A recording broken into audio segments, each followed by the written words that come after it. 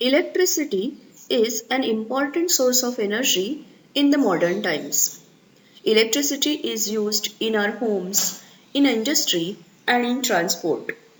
We depend on it for almost everything in our day to day life. Not only human beings, but also some animals use electricity. For example, fishes such as eels use electricity to catch their prey and also for self defense. The lightning that strikes the earth is an excellent example of natural flow of electricity. So, in this chapter, we are going to learn all about electricity. Basically, we are going to learn all the fundamental concepts related to electricity. That means how electric current is formed, what is electric potential, what is resistance, resistivity, what are resistors, in what always they are connected to get the desired current. Then we are going to learn about heating effect of electric current, and at last we will study electric power. Let us begin our discussion by understanding how electric current is constituted in a conductor. All of you must have heard that metals are good conductors of electricity. Means what? What do they do exactly? To understand this, let us view what is the situation inside a metallic wire. All of you know, metals show the tendency to lose the electrons during chemical reaction to gain the stability, right? How is it possible for them to lose the electrons? They normally have 1, 2, 3 or in rare cases 4 electrons in their outermost shell. These electrons in outermost shell of metals are loosely bound. They keep on hopping from one place to another place, that is from one atom to another atom randomly. When this metallic wire is connected to battery or cell, a magic happens. Suddenly, all these randomly moving electrons start drifting towards positive terminal of the cell or battery. These electrons are charge carriers. They have negative charge. All of you know this fact very well, right? So, now as you can see here in the picture, all the charge carriers have a directional flow. They move in one direction, and flow means current, and this is the flow of electrons. So this is termed as electric current. This is how electric current is constituted in conductor. So this electric current is nothing but flow of charges. Its definition also can be made on how it is measured. Electric current is the amount of electric charge passing through a given point or area of a conductor in 1 second.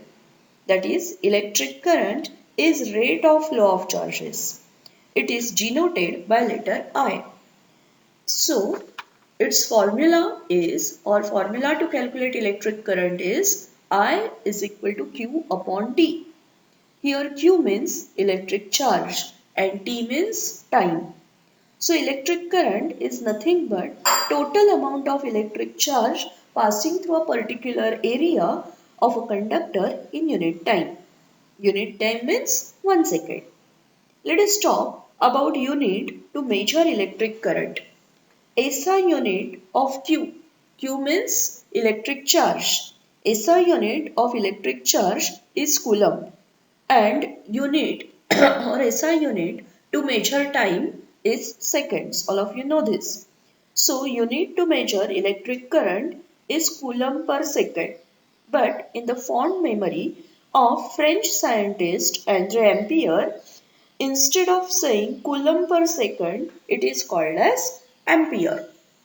Other small unit to measure electric current is milliamperes. 1 ampere is made up of 1000 milliamperes.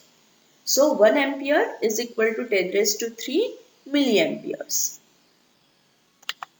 So when can we say 1 ampere current is flowing through a particular area of a conductor? Think about the formula of electric current that we have learnt just now. I is equal to Q upon T, right?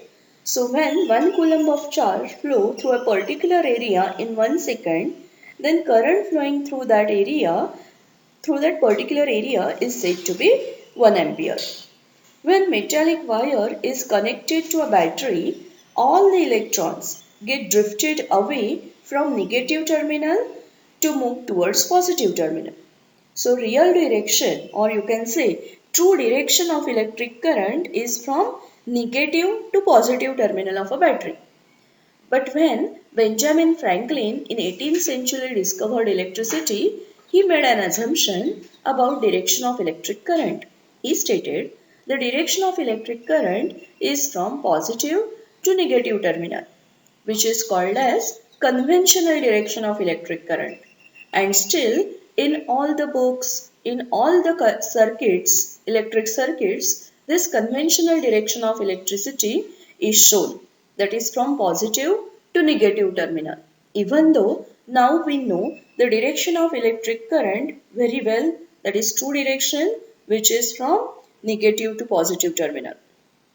This electric current is measured with the instruments ammeter and galvanometer.